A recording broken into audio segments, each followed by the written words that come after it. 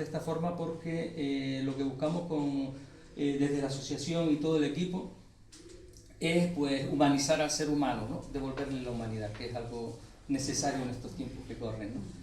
Entonces, por eso decidimos emprenderlo, o sea, empezar esto de esta forma. Queremos dar las gracias, en primer lugar, al Instituto Risco Caído, porque financia esto, el ecopatrimonio, y nada, estamos muy agradecidos con ellos. Esperemos que los beneficiados sean ustedes, ¿no? Que ustedes hagan un beneficio de esto que vamos a realizar. También queremos dar las gracias a don Carlos Ruiz, que lo tenemos con nosotros. También tenemos a don Sebastián López, don Carlos Ruiz, que es el consejero de Patrimonio y Museo, o Museo y Patrimonio, ¿no? Concejal, sí, ya yo te estaba devolviendo a tu antiguo puesto, concejal. Sí, y don Sebastián pues es director del Cabildo, insular del Cabildo de Patrimonio. Entonces pues nos han acompañado aquí con su presencia, muchas gracias. Y la gratitud también a todos ustedes, a todas las personas que acogieron desde un primer momento el proyecto, porque los talleres están todos completados, o sea, no hay cupo. Incluso hay gente que se quedó fuera, que le gustaría haberse apuntado y que ya no se podía. Entonces para nosotros es un honor y un orgullo que esto se haya dado de esta manera, ¿no? Yo como presidente de la asociación, pues no me queda otra que decir también que estoy enamorado del equipo con el que trabajo, porque también hay que dar las gracias a Caro como directora del proyecto y a Noelia, que también pues son las cabecillas de esto y las que han sacado esto adelante, ¿no? Porque he recibido muchos mensajes felicitando, dando la enhorabuena, que qué bueno lo que haces, y sobre la marcha yo les he mandado incluso audios a Caro. Yo digo, no lo hago yo, lo hace un equipo entero, no somos un equipo, y es lo más hermoso que tenemos, ¿no? Entre todos pues sumamos nuestras potencias y estamos dispuestos a aprender unos de otros y unas de otras, y entonces pues compartimos esto y es lo que nos hace grande, ¿no? Caro quería un poco que yo contara un poquito de mi historia, ¿no? Yo soy el último habitante parido por madre en Juncalillo. Yo digo, siempre tuve 4 madres, mi madre que me alumbró la vida y las 3 parteras que asistieron, ¿no? Fíjense, el chiquillo era latoso, no, que habían 3 parteras, ¿no? Ya desde antes de nacer ya estaba dando por saco. Entonces, pues miren, para mí el haber vivido esto para mí es una experiencia más que mágica, y más en una tierra como la de Juncalillo, que es un territorio sagrado. Según hay datos, esto ya don Sebastián estará de acuerdo conmigo, hay datos que Juncalillo es uno de los sitios que más monjas y curas han salido. Yo una vez compartía con Elsa López, yo creo que todo el mundo la conoce, mi teoría, que podría ser por la sacralidad del terreno, ¿no? Que esa cosa la tuvieran impresa en el alma, en la genética, los habitantes, y quizás pues la religión que se les impuso fue la católica, pues entonces iban dirigidos hacia ahí, ¿no? Tenemos, por ejemplo, el ejemplo de la rama, que se celebra en Juncalillo, que yo recibí bastantes cocorrones de gente de 90 y pico años, porque la rama, según nos cuenta la historia, en 1918, un temporal tremendo que azotó todas las islas, pues en Juncalillo no hubieron pérdidas humanas, entonces le ofrecieron la rama al santo, ¿no? Yo siento que la rama viene de más atrás, no era en ese momento, sino que ahí encontraron la oportunidad para... por eso me llevaba a los coscorrones, ¿no? Porque decía la gente, pero es que no hubieron muertos porque estaban todos en las cuevas, porque había mucho viento, mucho temporal, o sea, y ahí entonces, cállate, hereje. No, hereje no. Entonces, ¿en qué fundamento esto? En los gestos, ¿no?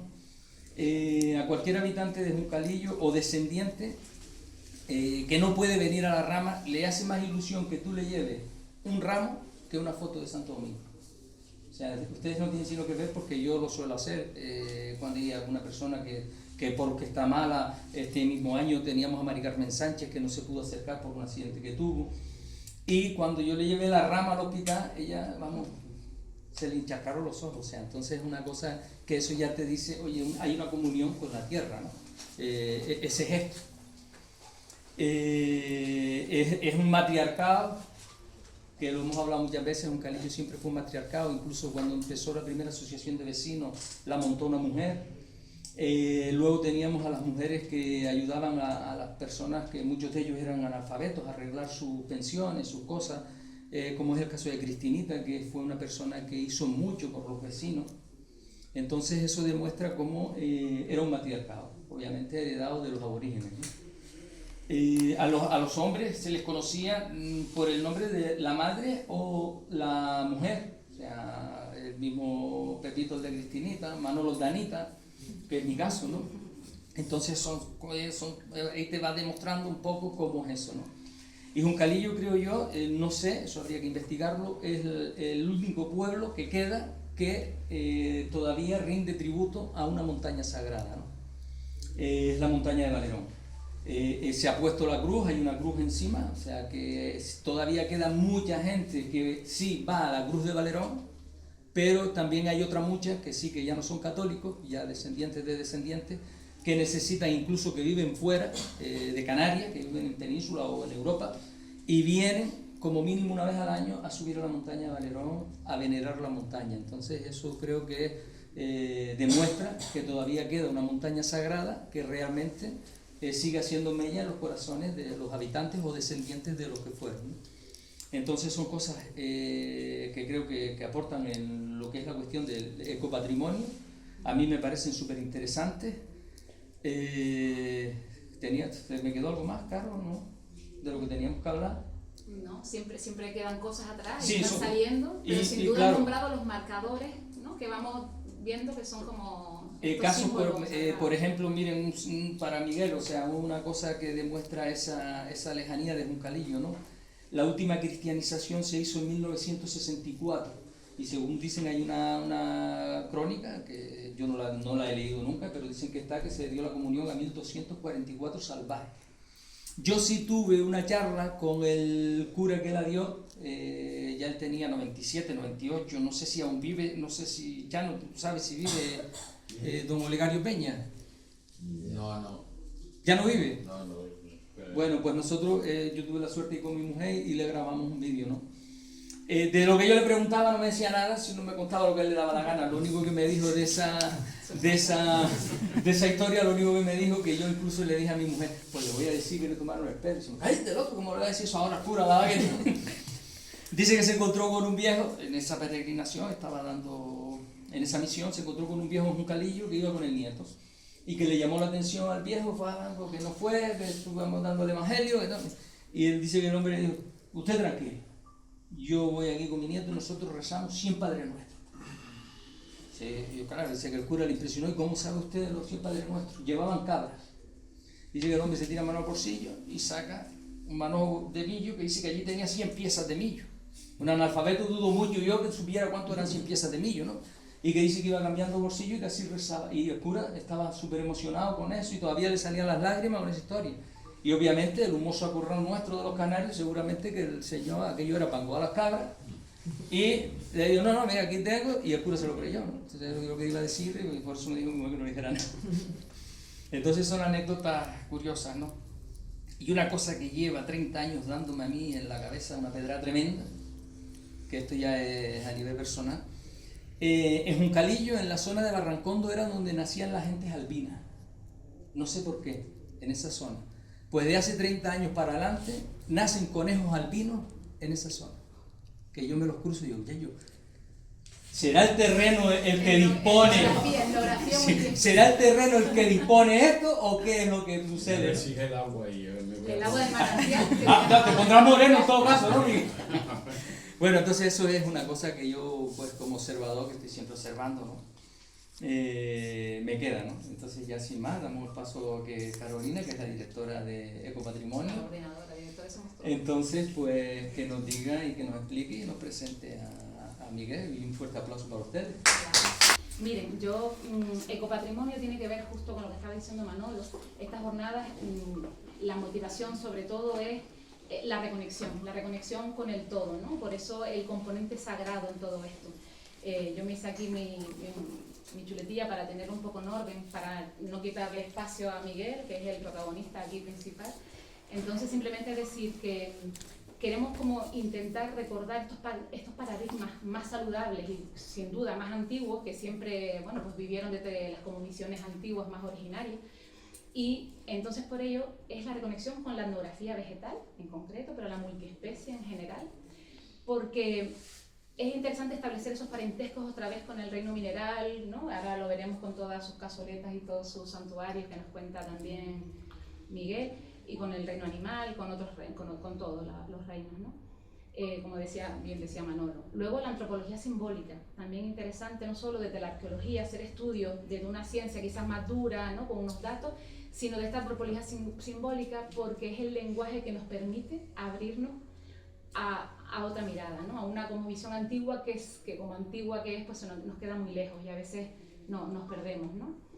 Luego también la idea es este paradigma del buen vivir, que nos dicen también, preconizan tanto, una vez más, las cosmovisiones antiguas, en concreto, pues las mapuches, los pueblos aymaras, y hablan de esta unión con el todo, la unión con el cosmos, porque sin eso hay una fragmentación, y en la fragmentación el ser humano empieza a tener una merma incluso a nivel de todos los sentidos, de la salud en general, ¿no?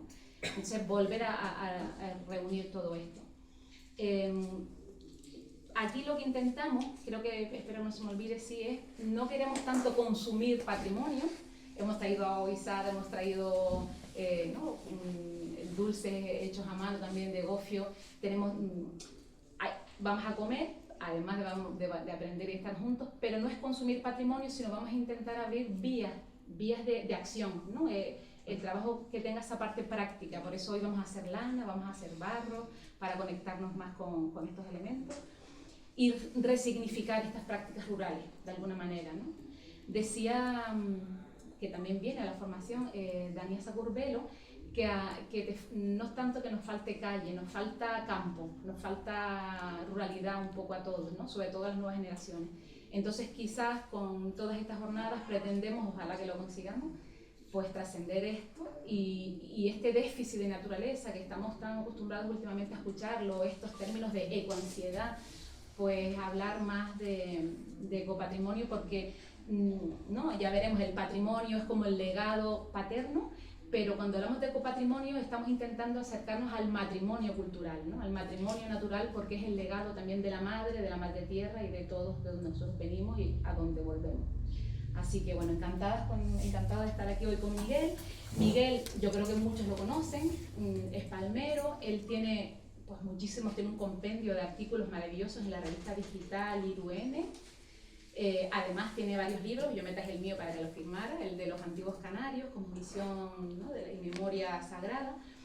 Ahí tiene otros de Cosmovisión Aguara, en concreto de La Palma, pero insisto que todos los artículos publicados, yo creo que esperemos algún día los reúna y saque otro libro, porque no tienen desperdicio y todos tienen varias temáticas, aunque siempre hay una mirada como de más allá, de pasar un límite. Miguel no solamente se centra en el significado, él quiere buscar el origen de las cosas, no solo el significante, sino el significado, me refiero, ¿no? Entonces, me parece una propuesta muy interesante porque estamos acostumbrados a un montón de estudios casi muy académicos, que son maravillosos y son necesarios, ese rigor, pero él sigue trabajando con ese rigor a partir de una apertura de miradas. Y entonces, bueno, estamos encantados de tenerlo aquí.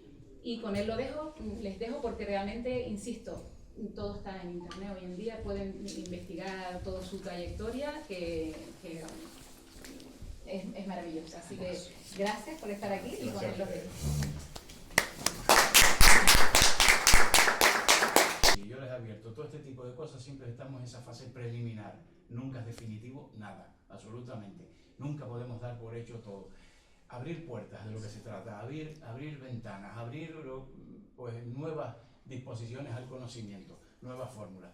Con eso yo creo que ya pues, hay mucho por hacer. Y esto está empezando. Es decir, que todavía hace falta una mirada más profunda y sobre todo es como entrar en un edificio y empezar a mirar habitación por habitación. Es complejo, ir mirando y qué hay dentro. Pero no mirar lo que encendemos la luz y no mirar la luz. Eso muchas veces pasa, Dios, qué bonito la luz. No, mirar lo que contiene. Esa es la clave, ¿no? Entonces, es una metáfora, pero para que ustedes, me salió ahora sí, para que ustedes puedan ir viendo lo que vamos a tratar. Entonces, bueno, el mundo de las creencias, eso viene ya impuesto. Cuando llegan los primeros, y lo digo siempre, ¿no? Lo comentábamos, ¿no? Cuando llegan los primeros pobladores a Canarias, sabemos ya que vienen del norte de África, eso no cabe duda, ya está demostrado, no solo por los elementos culturales y materiales que traen, sino también por la propia genética, o sea, que está comprobado y demostrado. Cuando llegan esos primeros pobladores a Canarias, llegan a un mundo desconocido. Imagínense, llegar a una isla, vienen de un continente, que están acostumbrados a moverse kilómetros, kilómetros y kilómetros por todos lados, espacios muy grandes, y de repente llegan a una isla, sea como fueran, traídos como bien por su propia cuenta o bien de una manera indirecta, sin querer, por lo que fuera, esa parte no nos interesa ahora.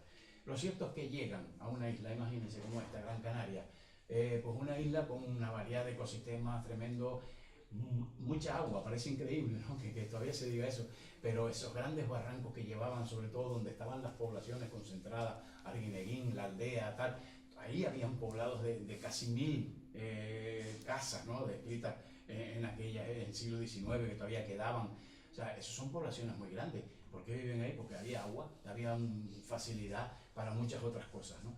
Entonces, cuando ellos llegan y se encuentran con ese mundo, los materiales importantes, trajeron cabras, ovejas, cerdos, todo eso es importantísimo porque es un alimento que asegura la vida. Pero lo más importante que trajeron, siempre lo digo, lo siento, es la mente, el pensamiento. Eso es lo más importante que lleva un ser humano consigo, que no cuesta nada, lo llevas ya adentro, metido, y encontrarse en una isla diferente que hacen, pues, plasmar todo su pensamiento en ese nuevo espacio. Ahí es donde van ahora a extender su pensamiento, su cosmovisión, su forma de entender el mundo, voy explicando a veces palabras para que se entienda, y sus creencias en general. Todo eso lo van a plasmar ahí. Van a buscar donde hay agua, donde hay recursos para los animales, donde se puede cultivar, porque trajeron semillas también, y demás, pues bueno, pues todo eso se va a ir plasmando poco a poco, se va a ir plasmando en toda la isla. Además es un proceso rápido, más o menos rápido, ¿no? En La Palma, por ejemplo, se puede comprobar perfectamente por la secuencia cerámica que encontramos la fase 1 en cualquier parte de la isla. O sea que, digamos, la propagación y llegar a los lugares y ocuparlos, pues es un proceso muy rápido. Y se extiende pues muy rápido por toda la isla. Vamos a ir un poquito, perdón, al revés, vamos a ir un poquito viendo cómo es esa cosmovisión. En primer lugar, tenía que ser unas creencias naturalistas, o decir, naturistas, naturalistas, o cualquier palabra que implique la naturaleza. Es normal que sea la naturaleza el primer ámbito, porque al fin y al cabo, ¿qué es lo que da la vida? El sol, ellos lo saben. ¿Y dónde tienen la referencia? Arriba. ¿Qué es lo que da la vida en la tierra? Pues el alimento, la naturaleza, los árboles, el agua, pues todos esos elementos que están ahí forman parte de una naturaleza que es pensada, se va a pensar, se va, pero no de la manera nuestra. Vemos un árbol o vemos un cochino y estamos viendo un filete, 4 patas. Vemos un árbol y, bueno, para la maderita, esta madera está buena, para es otra forma de entender las cosas. Entonces ellos ven, fíjense qué curioso que la Virgen del Pino apareció en un pino, otras imágenes aparecen en cuevas, o sea, en elementos muy marcados de la naturaleza, que son los que van a dar esa sacralidad. ¿Por qué aparecen esas vírgenes ahí en esos sitios y no aparecen, yo qué sé, en una iglesia? ¿Por qué no aparecen? No, porque ya estamos en época, incluso después de la conquista. Pues aparecen en los elementos de la naturaleza, porque es que era la naturaleza lo más importante. Entonces, en esas creencias de este mundo, no solo se incluye en esa naturaleza los aspectos que nosotros estamos acostumbrados, la biología, la geología, las rocas, sino que va más allá. Y se incluyen, bueno, ahí yo creo que pongo alguna frasecita, se incluyen las acciones, los actos y todo lo que nosotros vayamos a hacer en esa naturaleza. Y la naturaleza es importante porque a partir de ahí nos vamos a encontrar también qué paisaje nos vemos. Ellos miraron el paisaje como nosotros, hacemos un mirador, qué bonito, fotos, tal vez. El paisaje, la visión que tenían del paisaje era distinta. Era distinta porque ese paisaje, ayer lo pude comprobar, me vine ayer y aproveché, aproveché para ir a un yacimiento y ver, porque estamos en el equinoccio. Bueno, ya ahora ya ha pasado, pero estos 2 días atrás estamos en los equinoccios.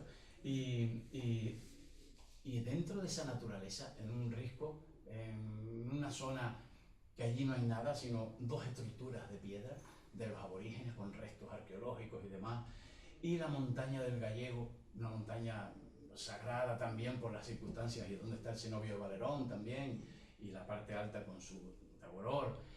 Pues en ese momento a las 7 de la tarde entraba el sol por la montaña. Eso sucede pues en los 2 equinoccios, nada más. ¿Eso qué lectura tiene? Esas estructuras no son casas, el arqueólogo está hablando, coño, no son casas, no son viviendas ninguna, no son ni tumbas tampoco, no son túmulos, no. Es un círculo ritual, es una iglesia. Así de claro, para poderlo entender con palabras de hoy. Eso es una iglesia, un círculo donde ellos, con una entrada, donde en esos momentos harían sus rituales, sus cosas, que no podemos saber, evidentemente, pero hay restos de hoguera. Hacía fuego, quemaban, hacían algún sacrificio. No lo podemos saber, pero lo que sí está claro es que obedecen, entre otras cosas, a eso, ¿no? Esto es por lo menos lo mismo. Este círculo de piedra que está aquí es el llano de Esquinzo, en Fuerteventura, y Tindaya al fondo, la montaña sagrada que está llena de podomorfos, de grabados rupestres con formas de pie. Pues el sol, no tengo la imagen porque no he estado, pero el sol en el solsticio de invierno sale por la punta izquierda de Tindaya, o sea que es una marca muy... Pero desde este círculo, si ya nos movemos, pero nada, unos metritos de un lado a otro ya no cuadra, está milimetrado. Es decir, esa era la forma, una de las formas que tenían de conectar la tierra con el cielo. De eso hablaremos ahora. Pero también, aparte de naturalistas, o sea, los elementos de la naturaleza, que es lo que se adoraban y demás, pues también había una parte animista, una parte donde toda la naturaleza tenía alma, espíritu, tenía presencia de algo que a nosotros se nos escapa. En este mundo de hoy moderno, este tipo de cosas se nos escapan un poquito, esa forma de pensar, estamos influenciados por otra cultura, y entonces encontrar que, por ejemplo, una piedra como esta, un betilo, que tenemos ahí, pueda ser un elemento sagrado, espiritual, animista, que tenga alma. ¿Esa piedra puede tener alma? Sí. Está en las culturas, no solo aquí en Canarias, en Gran Canaria, sino en otras culturas mediterráneas y demás, existían esos betilos que a veces los decoraban con tallados o no, pero estaban presidiendo, eran especies de guardianes, pero no el guardián físico de que si entras te voy a partir la cara, no, era el guardián espiritual. Algo tenía, y a saber los sentidos, porque una cosa clara hay que tener, que no todo significaba una cosa muy concreta. O sea, que en el mundo antiguo, y eso por experiencia y con otras tribus que conozco y gentes del mundo, las cosas pueden tener y deben tener más de un significado, tantas como casi personas haya que las interpreten, que sepan interpretarlo, y todas tienen valor. Eso lo aprendí ahí, todas. O sea, no significa una cosa porque yo lo digo, significan muchas cosas, y eso es importante tenerlo en cuenta a la hora del mundo antiguo, ¿no? Entonces, lo que les decía antes, ¿por qué las vírgenes aparecen en cuevas, determinadas cuevas que podían ser sagradas ya por los aborígenes? ¿Por qué aparecen en pino y en elementos de la naturaleza? Pues eso es muy medieval, la cosmovisión medieval, y muy de las cosmovisiones de los antiguos canarios también. Pero esto aparece en el norte de África, un montón de sitios igual, con cuevas sagradas, elementos sagrados, con betilos, con amontonamientos de piedra, en fin, que la lectura es muy amplia y viene de ahí.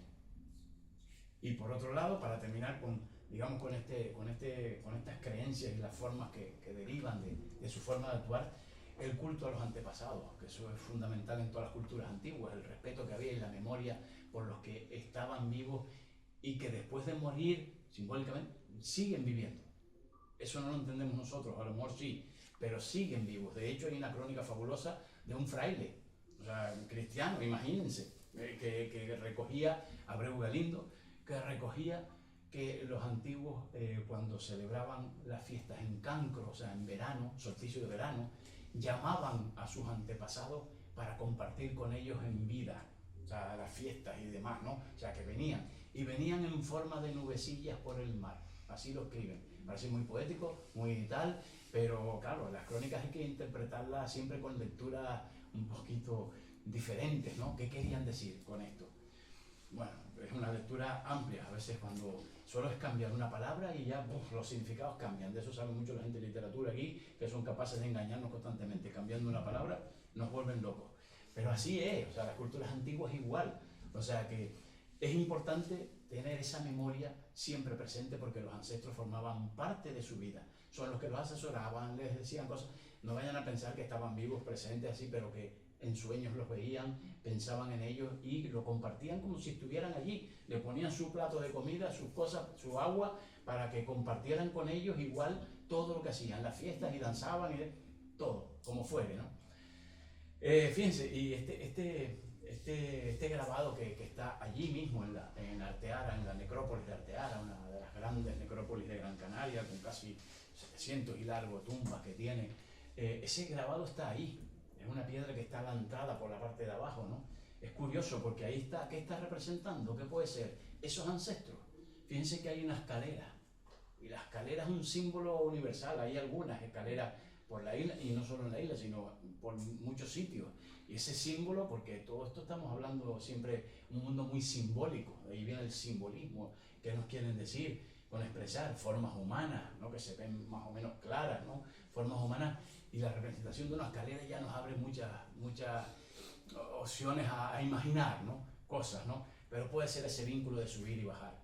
Ahí en las culturas antiguas, en egipcio e incluso aquí en Canarias, las hay, lo que son las puertas falsas, que eso el otro día hice un articulito de esto porque creo que es un mundo que todavía está por descubrir. Esas puertas que no van a ningún lado, sino que están ciegas ahí, que las abren y ahí se quedan, ¿no? En Egipto eran por donde los faraones y las altas, digamos, esferas de la política y de la cultura de aquella época entraban y salían cuando morían. Iban al inframundo y regresaban al mundo de los vivos.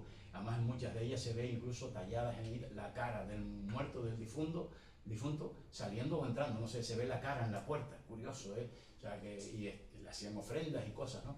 Pues eso en el norte de África es muy habitual, entre los bereberes. ¿Cómo no va a llegar aquí? Les dije que el pensamiento es donde viene todo, o sea, con esas ideas también llegaron aquí. Ayer mismo estuve en una de esas puertas falsas y espectaculares, o sea que ese mundo existe, lo que todavía no se ha trabajado, está ahí. La arqueología no saben, pero ya se están interesando, es normal, este tipo de cosas.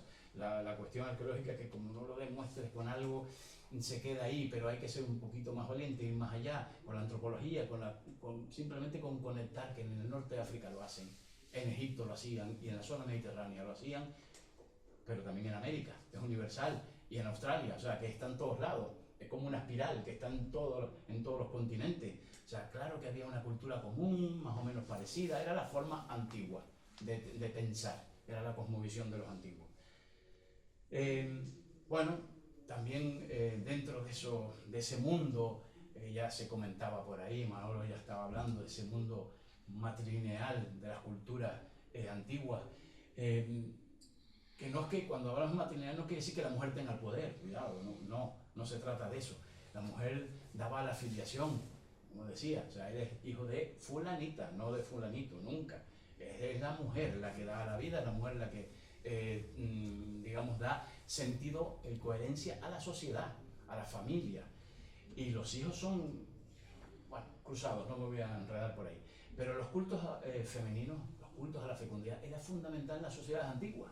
Pero eso viene desde el Paleolítico, cuando se representan las primeras vulvas en las cuevas, pintadas y demás, y las encontramos en Canarias, sobre todo en Gran Canaria, pero también las hay en La Palma, y algún ejemplo en Tenerife también. En Tenerife está la más grande de todas. Es un sitio espectacular, que lo publicaremos dentro de poco, donde está la representación de una vulva femenina, pero así de grande, en un sitio espectacular, lleno de canales, cazoletas, escaleras, todo simbolismo. Es un sitio muy simbólico todo, o sea que es lo que hay que interpretar cada elemento, todo en conjunto, pero a partir de cada elemento se puede construir un relato, ¿no? Y bueno, pues esto es algo fundamental, y fíjense que todas estas representaciones supuestamente femeninas, esos triángulos y demás, están en las cuevas, no están fuera de las cuevas, dentro de las cuevas, siempre. O sea, es la parte interior de la mujer. El mundo exterior sí están los hombres, ¿no? Que están perfectamente en balos, en lo otro y tal, donde se ve que tienen hasta 3 piernas, se ve que es un hombre, clarísimo. O sea, con ese culto a la fertilidad también se exageraban los atributos sexuales, porque era la parte fundamental para decir esto es un culto a la fertilidad, total. Bueno, eso no son nociones nuevas ni nada novedoso, eso en el mundo mediterráneo y por todas partes del mundo está presente, o sea que se da perfectamente. Pues esto era para destacar un poco el papel de la mujer, la importancia que tenía en la sociedad. Por ejemplo, en las labores agrícolas y demás, era la mujer la que se encargaba de plantar, de cuidar los campos, estar pendiente de todo, rezar, ¿verdad? Eso lo hacían todas las mujeres. Los hombres cavaban el surco y ya se iban. Y a fuerte canduleña, eso no saben nada, ¿eh? No es que fuera por... Eso es lo que pensamos hoy, ¿ves? Todo el mundo... No. Y eso era así, era cultural. O sea, porque si lo hacen los hombres, el grano no va a germinar igual. Va a salir eso mal y tal. Tienen que ser las mujeres, porque es todo por comparación, ¿no? O sea, y son las que dan esa fertilidad. Entonces, por lo tanto, eran las mujeres las que hacían esos labores. Ya cuando incluso la planta ya tiene un cierto desarrollo, empieza a crecer en primavera, iban los niños a los campos. Esto no está en las crónicas de Canarias, esto es en el norte de África, que probablemente eso llegará aquí igual, lo que pasa es que no está recogido, pero eran los niños.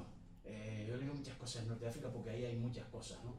Eran los niños los que iban en los equinoccios, tal día como ahora, que las plantas ya están creciendo, a los campos de cultivo, rezaban y ellos hacían sus cosas con las madres y demás, porque era lo mismo, o sea, igual, el mismo sistema, están creciendo los niños, las plantas tienen que crecer y hacerse adultas para dar frutos.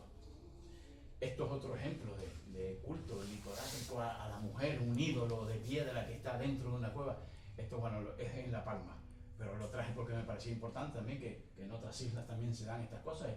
Tamaño natural, es una cueva donde hay pues bueno, lo que aparentemente parece una mujer, además está remarcado sus atributos, lo más importante, y no solo eso, sino que a la altura de los pechos tiene letras amasij, por lo cual está claro que más aborigen imposible, o sea que no hay duda. Pero aparte de eso, los grabados rupestres que están en la cueva, en la entrada de la cueva, o sea, esa cueva tenía que ser un espacio sagrado, pero a lo bestia, o sea, por el hecho de estar ahí, esa mujer, ese articulito lo publiqué. Y le puse hasta nombre, me dio por ponerle nombre, Ataya, a la mujer. El nombre se lo puse yo, ¿no? Porque me daba tanta impresión que le puse Ataya, que significa la mujer, la más grande, la más poderosa, la mujer empoderada, diríamos hoy, o sea, venerada y demás. Pues es curioso, ¿no?, que estas cosas pues existen en Canarias y da pie a pensar la importancia que tenía lo femenino en este mundo de la cosmovisión y del pensamiento. Pero cuidado, un matizo, no es que las mujeres gobernaran, eran los hombres. En todas las crónicas aparecen los hombres, los guanarteme y tal, pero siempre, como en el caso de Gran Canaria, por ejemplo, el guanarteme, para que fuera guanarteme, tenía que casarse con una guayarmina, con la dinastía de las mujeres. Si no, no podía ser guanarteme. Fíjense la importancia de las mujeres. Pero es verdad que el poder pues lo tenían los hombres, como sobre todo era para organizar políticamente el sistema, organizarlo y demás. Los guerreros, por si había cuestiones tal, pero el resto eran las mujeres las que se encargaban. Y por supuesto en los rituales, en las creencias, participaban ambos. Siempre se habla del faikán, porque es normal que en la época aquella el cristianismo lo que se recogiera era más vinculado a los hombres. Las mujeres como que sí, participaban, pero no les daban el protagonismo como los hombres, ¿no? Pero que ahí detrás estaban las mujeres, por supuesto, como Manuel decía, estaban siempre ahí.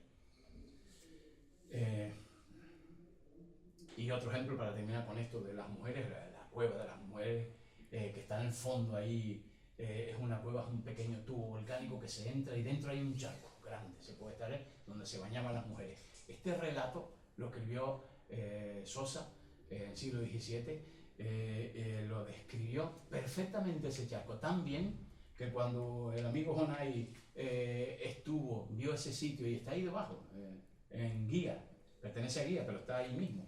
Cuando vio este sitio, digo, y empieza la descripción de Sosa, cómo era, es este el sitio, el lugar que está describiendo cuando venía Sosa, que iba a Santa María de Guía y de paso pasó por ahí y empezó a describir, porque lo que le contaron, él vio las personas que le dijeron que existía la cueva y el charco de las mujeres. Y la descripción es tan perfecta que si ustedes están leyendo los Sosa y están ahí, dice, clavado. Además, la cueva hacia el mar, a tiro de piedra, que en aquella época las medidas eran a tiro de piedra, o sea, pues lanzan una piedra 30, 40 metros, 50, pues ahí, describía cómo era el charco. ¿Y qué le da la sacralidad? Aquí ahí se ve en primer plano, en la esquinita, hay cazoletas, hay cazoletas, hay 3 grupos de cazoletas, y en la piedra que está en el centro hay 2 cazoletas también, o sea, está sacralizado todo ese lugar. Cazoletas no son gratis, no es que las hagan porque están aburridos, no, las hacen porque es un elemento sagrado, es parte del ritual, o sea, que el sitio está perfectamente descrito, y encima está la cueva que describe donde las mujeres se metían a bañarse, era un espacio para mujeres, ahí los hombres no podían ir. Y resulta que al otro lado del barranco está la playa de los hombres. Que la toponimia nos ayuda muchísimo, pero muchísimo nos ayuda. O sea, blanco y en botella, ¿no? Como se suele decir. Bueno, vamos a otro concepto y yo lo que quiero que tengan claro es, cuando hablamos de cosmos, no se asusten, no estamos hablando de ese cosmos infinito, de agujeros negros, de galaxias, de cosas de esas. No, no, eso es nuestro de hoy, de estos días, ¿no? El mundo antiguo, el cielo, lo que veían eran puntitos blancos, el sol y la luna. La estrella, el sol y la luna, no iban más allá. Y pensaba que ese cosmos estaba muy cerquita. Pero cuando hablamos de cosmos antiguo, además yo suelo poner mucho de cosmovisión y cosmos, porque me encanta esa palabra, porque me define todo, es el todo, como antes decían por ahí. El cosmos es tanto el cielo como la tierra, su cosmos era donde vivían, e incluso el inframundo, pero eso es un tema más complejo en Canarias, de poder demostrar. Hay algunos datos curiosos que sí nos hablan de ese inframundo que existe también, y les voy a dar un detalle. Abreu Galindo otra vez, en la Isla del Hierro, que hablaba que cuando faltaban las lluvias, no lo digo literal porque es un textito, cuando faltaban las lluvias iban en procesión a los santillos donde estaban sus dioses, macho y hembra, a la parte alta del Hierro. Iban a los santillos a pedir, bailaban, danzaban en torno a esos peñascos para que lloviera. Pero cuando no llovía, porque no le hacían caso por lo que fuera, entonces iban y traían al aranfaibo. El aranfaibo era un cochino, literalmente, o sea, era un cochino, un cerdo pequeño, que era el mediador, el demonio mediador. Le decía el demonio, pero es que cuando nosotros leemos demonio, por eso hay que interpretar, no lo podemos entender como un diablo, no, pues si hace una cosa buena, no puede ser un demonio, es un demonio bueno, un genio, un espíritu, un genio, espíritu no, un genio. Cogían al cochino y lo metían en una cueva y no lo dejaban salir para que intermediara con sus dioses, su gente, pero en una cueva profunda, en un tubo volcánico. Lo metían y no lo dejaban salir hasta que no lloviera. El cochino, la verdad que tenía que tener una capacidad, un aguante, porque si no llovía, no sé. Pero bueno, ahí se quedó. Pero el relato en sí, eso tiene una sustancia tremenda, ¿no? Para entender esa cosmovisión, ese pensamiento antiguo. O sea, quiero decir que ahí estamos hablando de fuerzas interiores de la Tierra, porque si no lo hubieran metido en una montaña y no lo dejaban salir de arriba, no, bajo tierra. O sea, que también estamos hablando de ese inframundo que existe.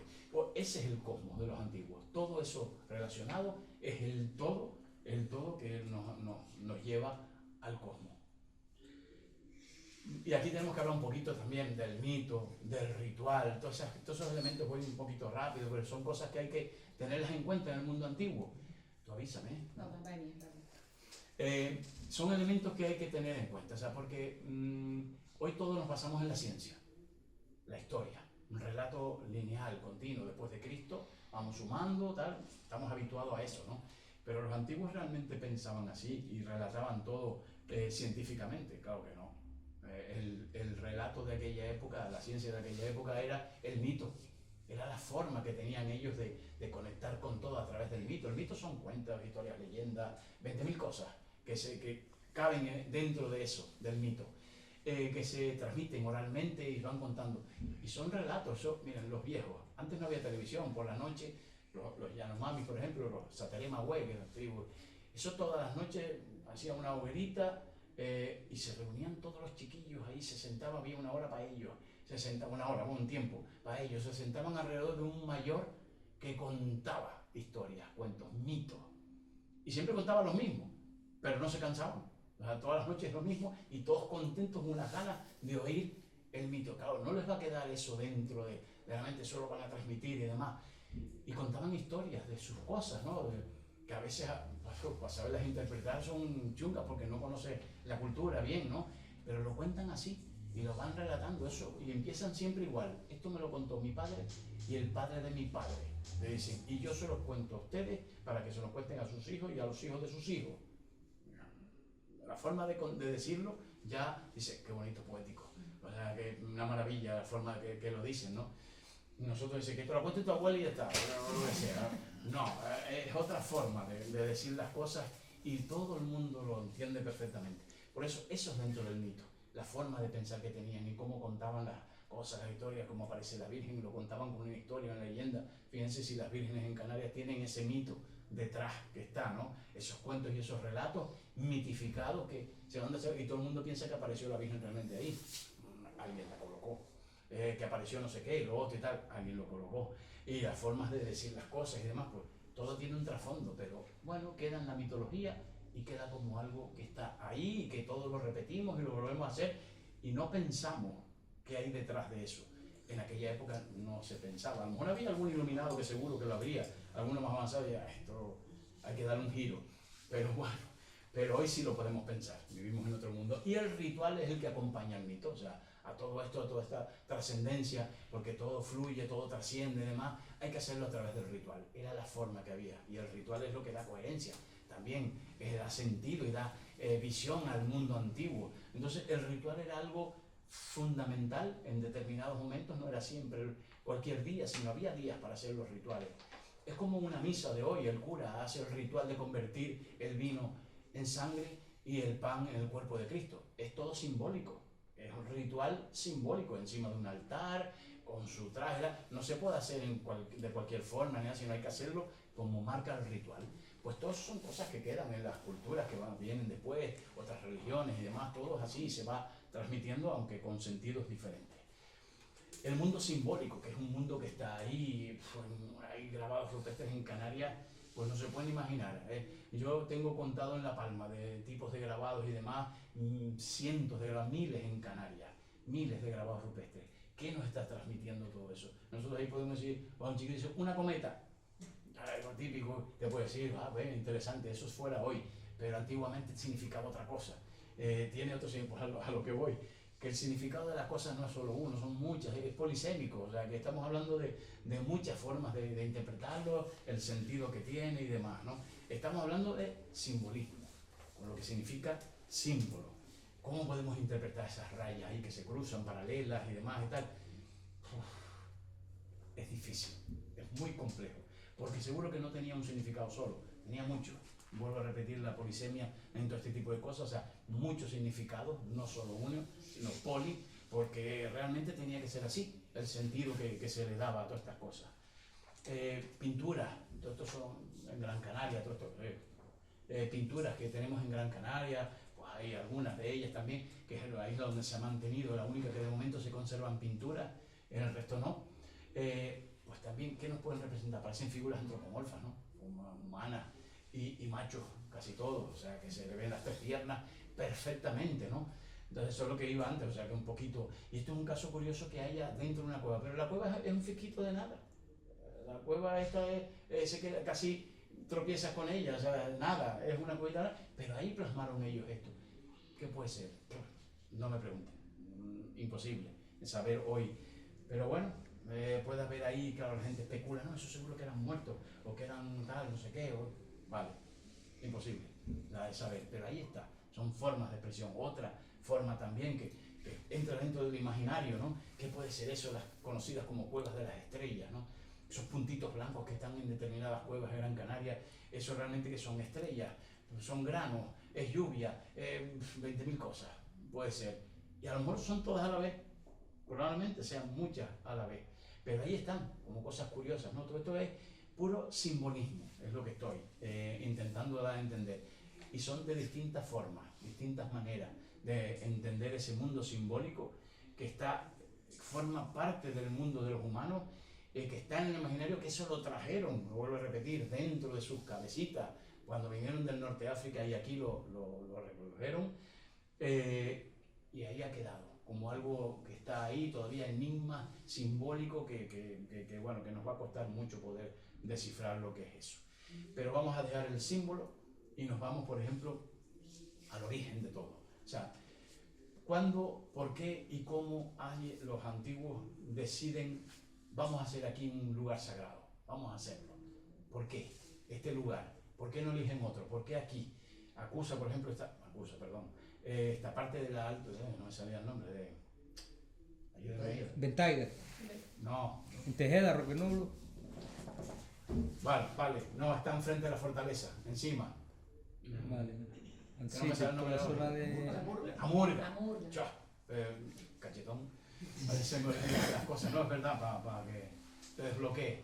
Amurga estaba trabado, el famoso santuario de Amurga y demás, esas cazoletas y algún canadillo y tal. ¿Por qué eligieron ese lugar? Amurga es enorme, es grandísimo, ¿no? Y bueno, pues ahí eligieron ese sitio por algo. Y dijeron, aquí. Porque estaban cansados y el más gandul dijo, aquí mismo ya. No, eso es hoy, nosotros. No, vamos a hacer el lugar donde, eso, ahí, que hay que trepar y hay que caminar para llegar a esos sitios, que es un sitio de caminar, hay que subir un ratito y tal, y hay que tener cuidado y tal, pero se va bien. Bien jodido, pero se va. Y ahí encontramos ese origen, yo decía, ¿por qué ese sitio? Es que eso es lo que tenemos que empezar a analizar, porque los sitios están al azar, están ahí sin más, venga, aquí mismo. No, todos los sitios son causa, quiero decir, están ahí, no por casualidad, sino por causalidad, o sea que hay un punto que ellos ven. Y a partir de ahí, ese es el origen. Bueno, yo le puse el Axis Mundi porque es una palabra que se emplea mucho en la antropología, ¿no? De Eliade y toda esta gente que hablaban de los Axis Mundi como lugares, pero tenemos que reinterpretar un poquito ese Axis Mundi, ¿no? O sea, que el Axis Mundi, ellos hablan un poco, los antropólogos antiguos y tal, hablaban de lugares muy concretos, sagrados, una roca, cualquier cosa, una montaña, pero los Axis Mundi tienen que ir también a esto, a esos lugares sagrados que ellos eligen, que puede ser cazoletas, grabados y demás. O sea, que el término de Axis Mundi es muy amplio, no abarca solo una montaña o un roque, sino que también abarca todo este tipo de elementos. O sea, que estamos hablando del centro, un axis, un centro del mundo, un lugar de origen donde arranca todo. Y a partir de ahí, pues vemos ese vínculo que lo vamos a ver un poquito después. Y vamos a ir ya viendo un poquito el calendario, que es importante porque es fundamental en todas las culturas tener un calendario, eso lo tenemos nosotros. Bueno, pasa que nosotros ya lo tenemos en el móvil, lo tenemos en cualquier sitio, constantemente, por todos lados. Ellos lo tenían que... ¿Cómo podemos establecer un calendario? ¿Cómo podemos saber en las qué fechas del año estamos? Ustedes imagínense que de repente pega un rebencazo de agua en junio, como fue hace unos añitos, que cayó bastante agua, llovió en junio, y ya dicen, ya estamos en invierno, venga, vamos a sembrar el grano. Se les pierde, ellos no eran tan bobos, no los podemos hacer vos, sabían perfectamente en qué época del año estaban siempre. A pesar de que la atmósfera te pueda engañar, que se meta humedad, que te pueda llover, que pueda tal, o llega el verano, a veces, hace unos años no se acuerdan que tuvimos un invierno que fue verano, también así con temperaturas altísimas y demás, ¿no? O sea que el tiempo atmosférico es una cosa y el tiempo real pues era otro. Y entonces ellos pues tenían sus calendarios y normalmente pues establecían unos tiempos muy concretos del año, casi todo por el sol y si no por las estrellas también.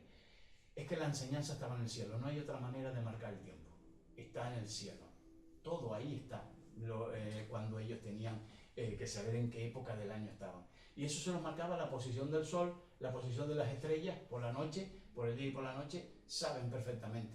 Yo tuve una época que me metí tanto en el rollo que yo digo, voy a probarme y a estudiarlo un poco. Yo ya sabía mirando el cielo desde un punto fijo, yo tenía una casita ahí en el campo que tengo y tal, y me pongo por las noches en un sitio que tengo espectacular para ver el cielo y sé perfectamente en qué época del año estoy simplemente con ver las estrellas.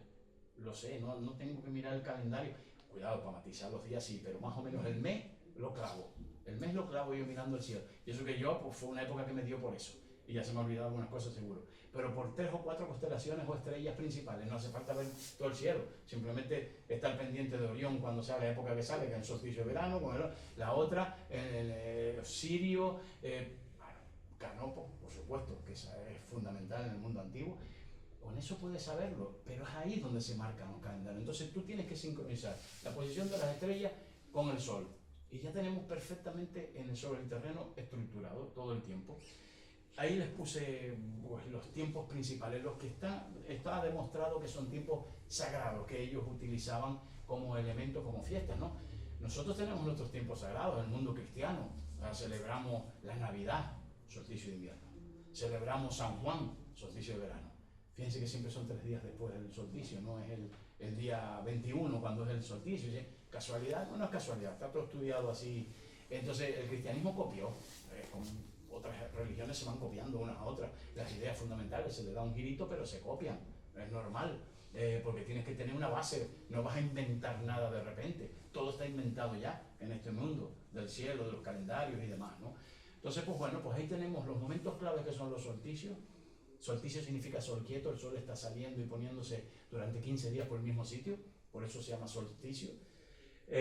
Luego tenemos invierno-verano, evidentemente, luego tenemos los equinoccios, que son los intermedios, pero cuidado, los equinoccios no es el intermedio de estar sumando 92 días y 5 para que nos cuadre el día, ¿sabes? No, ellos no tenían esa necesidad.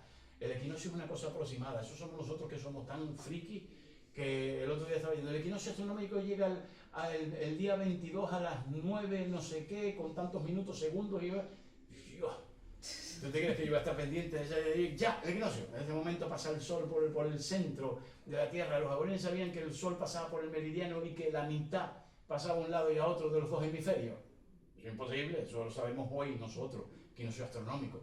Pero el equinoccio ellos sabían que era un intermedio simbólico, y ese intermedio simbólico se lo daba la alineación de las dos estrellas más importantes que tenemos en el cielo. La de arriba es Sirio y la de abajo es Canopo. Esas son las dos estrellas más grandes. ¿Qué pasa? ¿Por qué no están alineadas?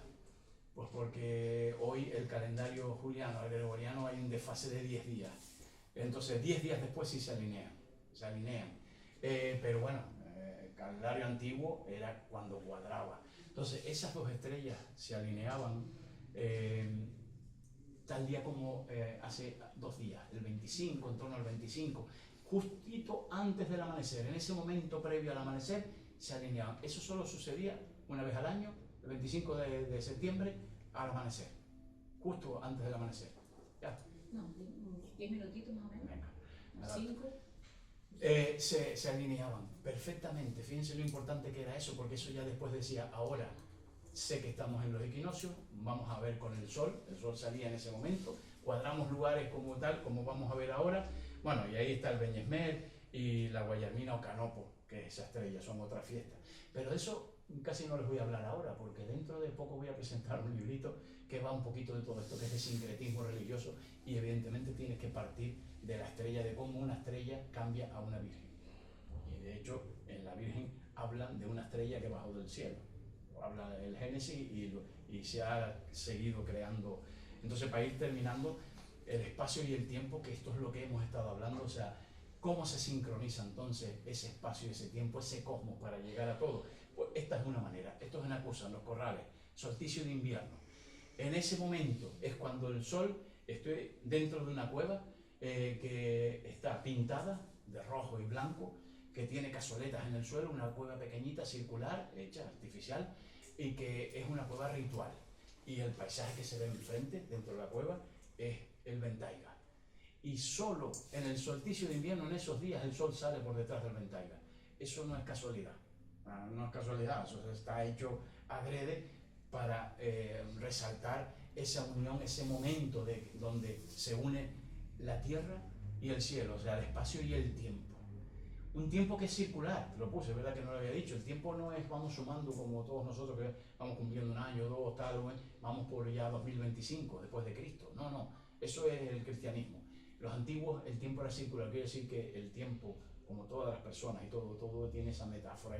El tiempo, nace el sol, en enero ese sol vigoroso, los días cada vez son más grandes y demás, llega el verano, descansa porque es el solsticio, se para hasta un tiempo, coge fuerza, hay que hogueras, y demás, todo simbólico, hacer rituales, y vuelve otra vez el sol a caminar, pero es un sol ya viejo, los días son cada vez ahora, como estamos viendo, cada vez más cortos, ahora la noche se va a ir imponiendo, muere, llega al otro solsticio de invierno, muere y renace un sol nuevo. Entonces por eso siempre es cíclico, es eterno retorno, siempre, y el sol ustedes lo ven que siempre va en la misma posición, siempre, no cambia, siempre igual. Eso es el tiempo circular, es muy habitual de las culturas antiguas. De hecho los faraones en Egipto, era año 1 del faraón tal, año 2, año 3, se muere el faraón, año 1 del faraón tal, se muere, año 1, o sea, se contaba, era un tiempo circular, en este caso por faraones, porque bueno, ya sabemos el poder económico, político que tenían. Esto es en la Angostura, está aquí cerquita, está en la isla de Gran Canaria, quiere decir, en el sur, en Agüimes. Esto sí que es una precisión exacta, es una cueva también, como tiene grabados rupestres dentro, antropomorfos, figuras, y tiene unos agujeritos que la luz del sol, yo no sé si justo debajo hay una pequeña cosita blanca, un puntito, pues ese puntito nace ahí, y eso solo sucede en el solsticio de invierno. Cuando llega el solsticio de invierno hay una ventana en la cueva que entra la primera luz, y donde primero se proyecta es ahí. y luego al lado pues ya empieza a expandirse, a crecer y ya crece por la pared y se va. Pero el primer punto, dentro de ese agujerito, eso es una precisión perfecta para saber, estamos en el solsticio de invierno, cuando el sol ya pega, porque hay unos días antes previos que la cueva se oscurece, no hay luz, no entra luz por ningún lado y de repente aparece ese primer puntito. Sabemos que es el solsticio de invierno, porque solo aparece ahí en el solsticio de invierno y después ya está un tiempo hasta que desaparece otra vez. O sea, fantástico, una maravilla. Y bueno, y esto lo tenemos ahí debajo también, o sea que esto también, me imagino que lo habrán visto, ¿verdad? Que es también el solsticio de invierno cuando el sol sale desde el gran túmulo de la Guancha y debajo el sol sale por la montaña de Galdar que tenemos ahí. Aquí digo de Galdar. En otros sitios digo, si estuviera en Guía diría otra cosa. Y si estoy por fuera digo la atalaya. Pero no hay problema. Digo la atalaya y ya está. No digo para que no se me enfaden. La atalaya es el pico de la montaña de Sí, sí, vale. Yo digo 3 nombres. Ayer incluso lo explicaron en la tertulia de Santiago en Sardina. Vale. Bueno, es para que no se enfaden. Y ahí termino. A ver, no se me quede, pues ahí termino. Y muchísimas gracias. Bueno, al final pues salté a la última y se me fue, pero vale.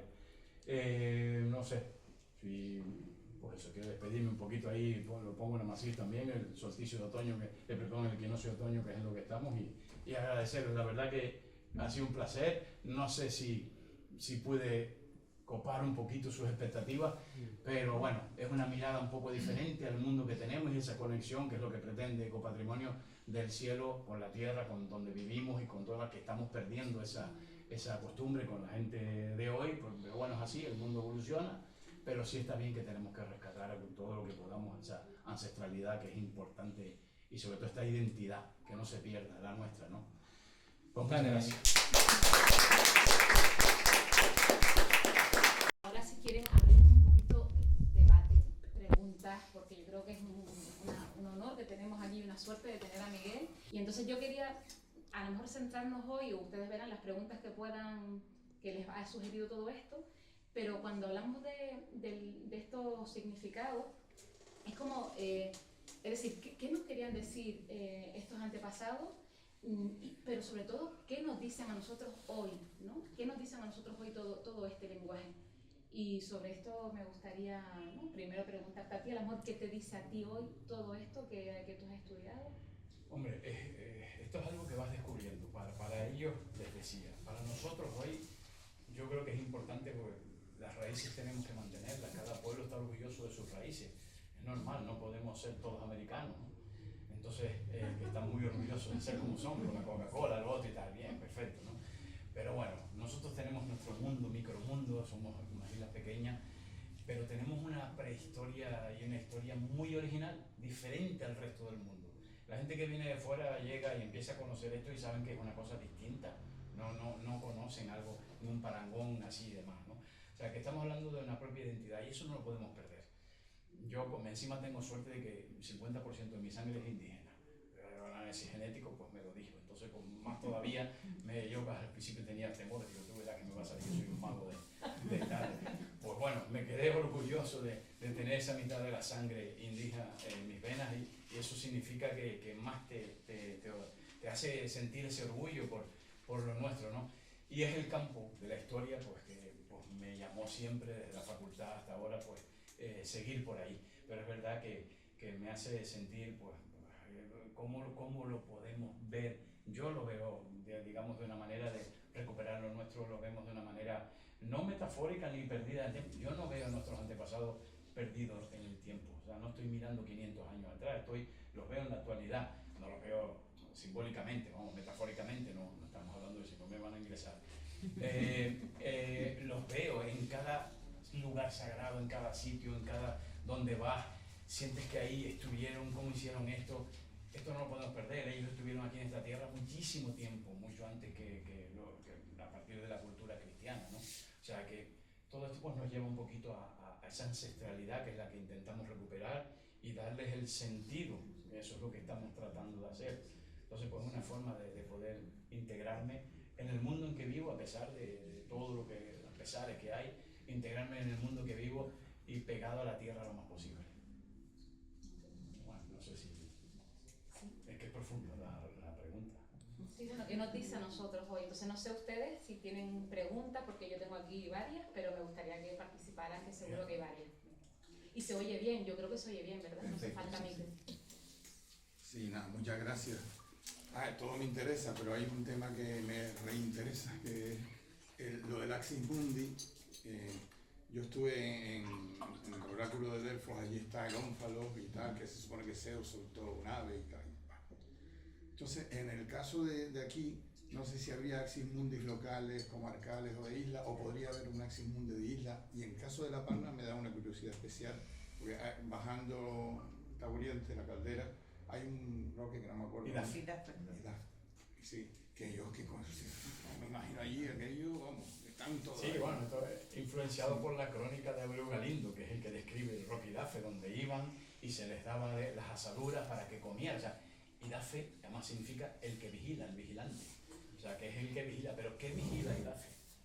Ahí está. La verdad que Idaffe tiene, según va subiendo y lo vas viendo tiene distintas caras. Y es como si fuera una persona, vamos, tiene forma antropomorfa con su cabeza y demás. Pues, ¿qué vigila Idaffe? Esa es la pregunta que tenemos que hacernos y ir detrás de todo eso, lo que puede. Y Abreu Galindo nos dio las pistas. Le daban de comer para que no cayera, decía, porque si cae el mundo como que desaparece, es un mundo, ¿no? Entonces, claro, nos está hablando de algo muy profundo, que tiene que tener un significado muy hondo, de por qué le daban de comer a una roca simbólica. Sabían que era alguien que vigilaba. Ahí es donde voy, que hasta las rocas tenían ánima, y enlazamos con lo de una religión animista, una religión naturista, ¿no? Naturalista. O sea, que estamos hablando de un significado muy, vamos, que tendría muchas lecturas que podamos hacer, pero conociendo su mundo está claro que era un vigilante de algo, no solo de la caldera, sino del mundo. Y yo creo que lo interpreto, me gusta interpretarlo así, como que era el que vigilaba que todo esté en orden, todo. Es decir, que la tierra y el cielo, lo que estamos hablando, de que el cosmos y todo esté en orden, porque la armonía y el orden es lo que da sentido a una comunidad. O sea, nosotros nos meten en una isla y estamos más perdidos que no sabemos. Sin embargo, todas estas cosas van poniendo orden, van poniendo armonía. Y una vez que ya tenemos todo ordenado y en armonía, yo creo que Idaffe es el que vigila simbólicamente, ha quedado ahí en la historia, simbólicamente es el que vigila pues esa armonía cósmica y demás, ¿no? Hay una endecha, de hecho, que la recoge, ¿no? Iguida y Guanidad. Qué bueno, Que es igual, el claro. Guantánamo. Ya, está todo el mundo, yo sobro aquí ya. Más claro que era una Sí, sí. imposible, ¿no? Traducido es darle de comer para que no caiga, ¿no? Y así no cae. Si le das de comer, si no le das de comer, se va a caer. Era una persona de piedra, que tenía que alimentarse también, pero todo simbólico, ¿no? Fíjate, le daban las asaduras, a lo que no se comían ellos, qué listo. Pero bueno, pero algo es algo. Sí. Para escapar estaba. Pues sí, eso tiene una lectura muy honda, muy profunda. Y podían haber varios en una isla. Por supuesto, el Axis Mundi, yo lo que dije antes, o sea, no es una cuestión única en un sitio, como decía, en Grecia, ahí yo creo que el Axis Mundi estaba en todo aquello que fuera la raíz de algo, el origen de algo, es el centro. A partir de aquí, cualquier cosa. Entonces, por eso yo creo que puede haber miles de Axis Mundi, por todos lados, en una isla como esta. O sea, que cualquier lugar, esto era un Axis Mundi, que es un término, al fin y al cabo. Es una forma de decir, esto es un centro, un lugar de ritual, me entiéndanlo así. Pasa que el Axis Mundi es la palabra que se ha generalizado, pero esto es un lugar ritual, un centro, un lugar, eso es un Axis Mundi. Yo por lo menos creo que eso sea un Axis Mundi.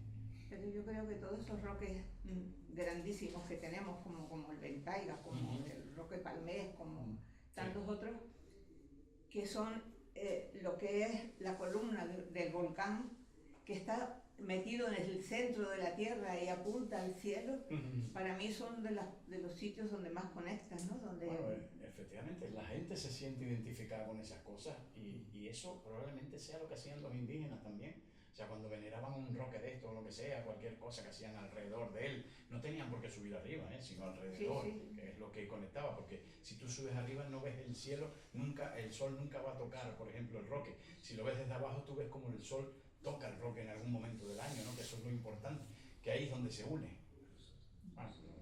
Hablen ustedes. Bueno, tú hablas del ADN, pero por ejemplo en Galda, pues todos los que tienen sus abuelos estamos aquí tienen el árbol genealógico, gracias, como visitó doña Catalina y otras tantas, Seguro, sí. pues podemos, y aquí de los que están de Galda, pues la mayoría tienen su árbol genealógico, además tenemos algunos expertos que nos lo hacen gratuitamente y por varias líneas. Bueno, nosotros todos decimos que descendemos de doña Catalina, Sí, porque amigo, toda esta Catalina sí. es la Catalina Hernández Fernández Guanarteme, no la Catalina de Guzmán, que también hay los que desciendan. Que el año que viene precisamente es el 5º centenario de su muerte, y lo vamos a celebrar, tanto en Galdar como en Agüime.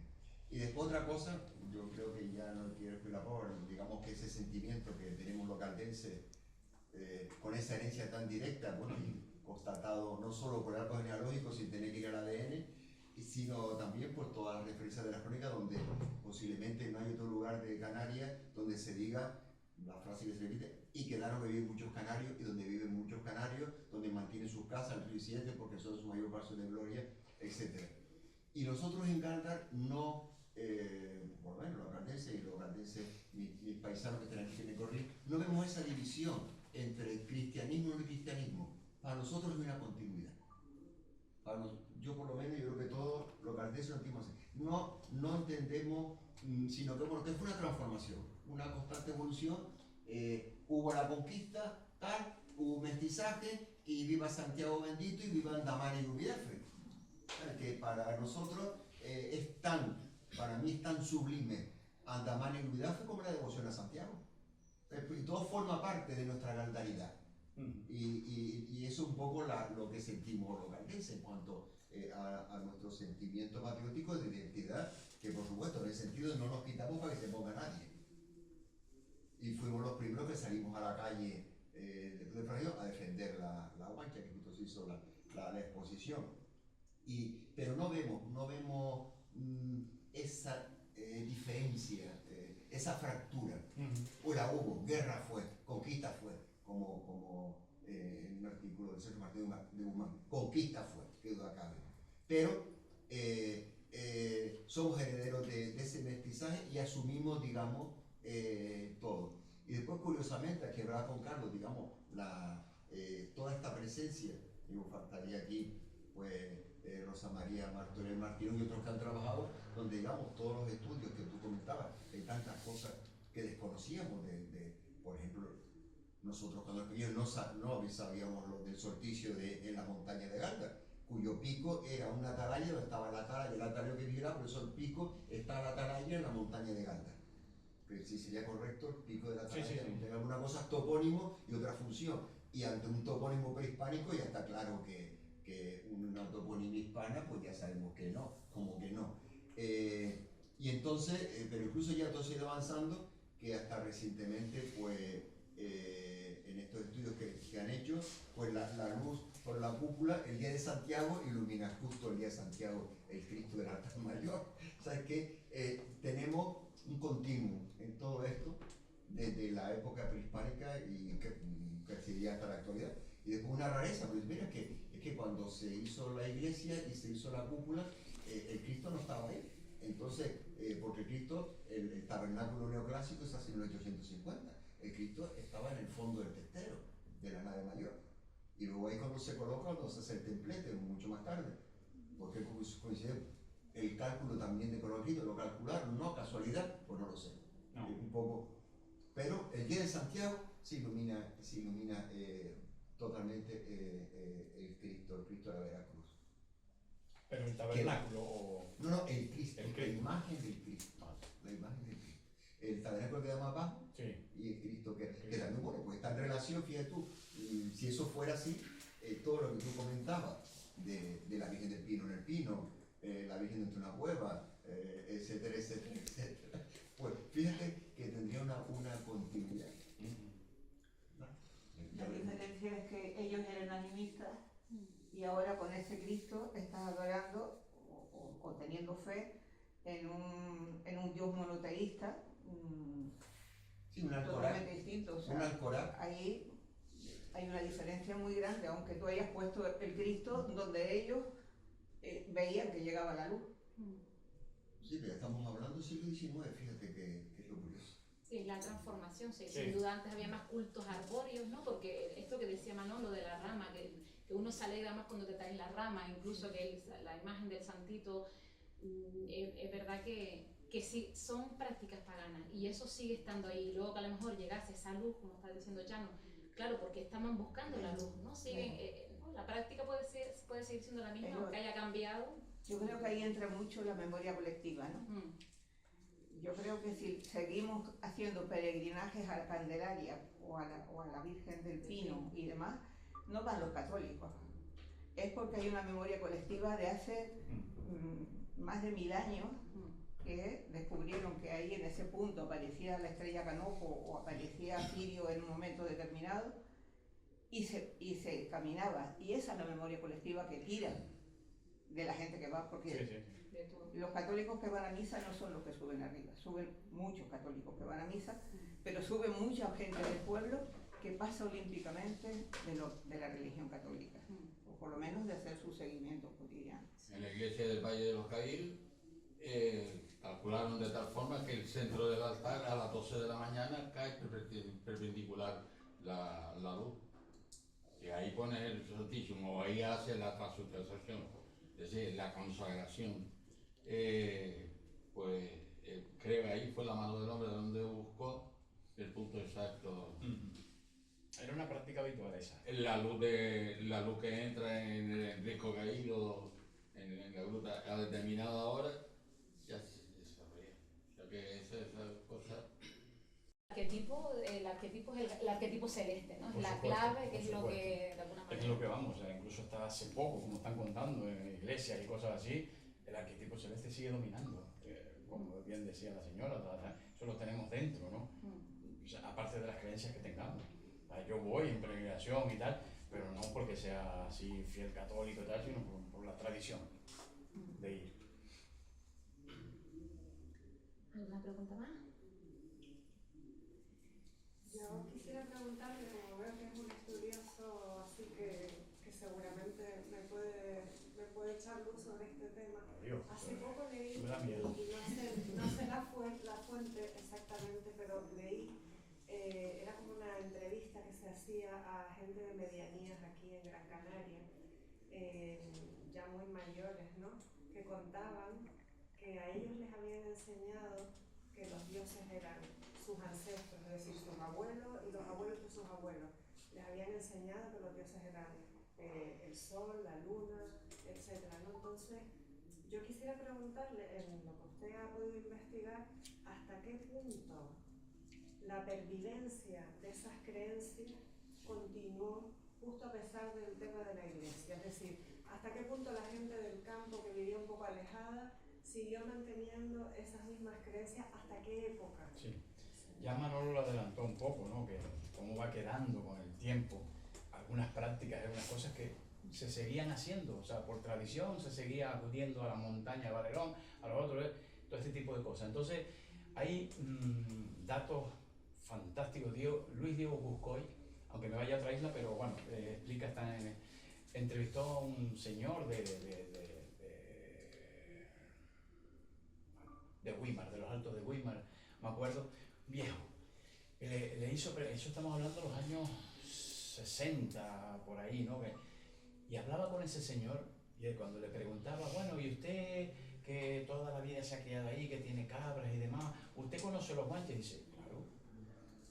Como diciendo, en aquella época, años 50, una persona que sepa de los guanches.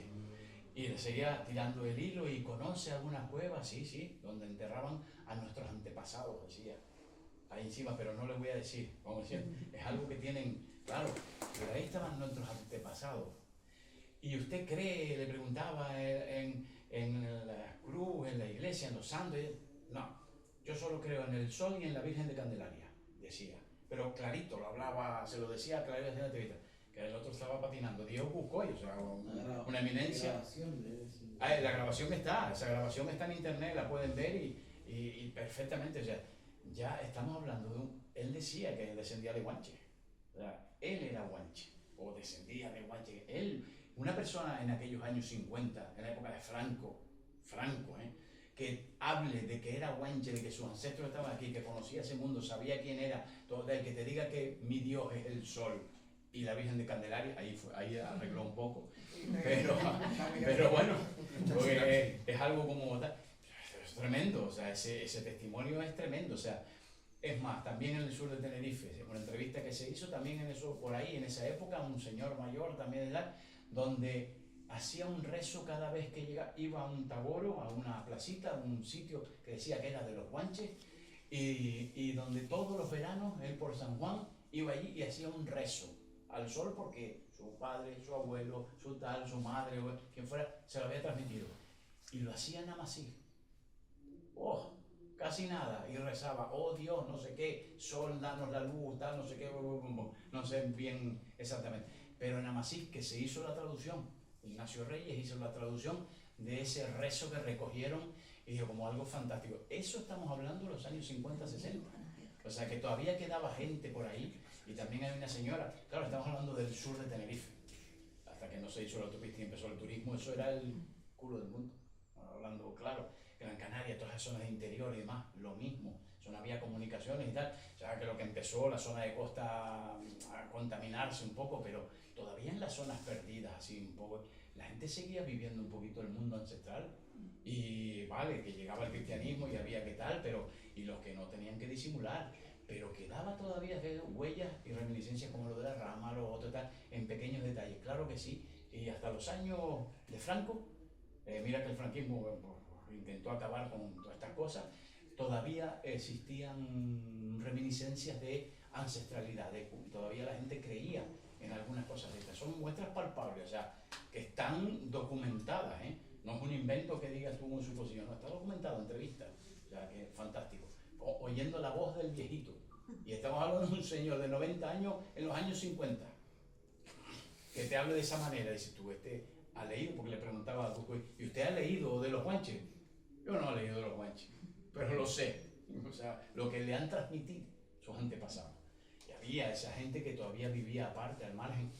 Es que sigo en Tenerife porque quizás donde los documentos más en Teno Alto, lo mismo, hasta 1920 y pico, tal, hay un documento de un viejito también que está transcrito y lo recogía una persona allí, que hablaban del círculo de famoso de Teno Alto donde hacían rituales y demás, describíais, ahí vivía una gente que eran diferentes a nosotros, que vestían distinto y hacían sus cosas diferentes a nosotros.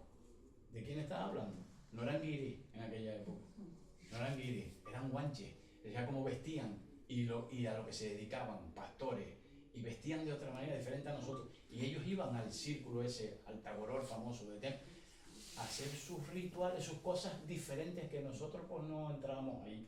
O sea, nosotros, uno que era, pues bueno, era cristiano, vamos a decir así, pero hablaba de guanches, que existían, bueno, más o menos, semi-guanches, ¿no? Seguían viviendo al estilo antiguo.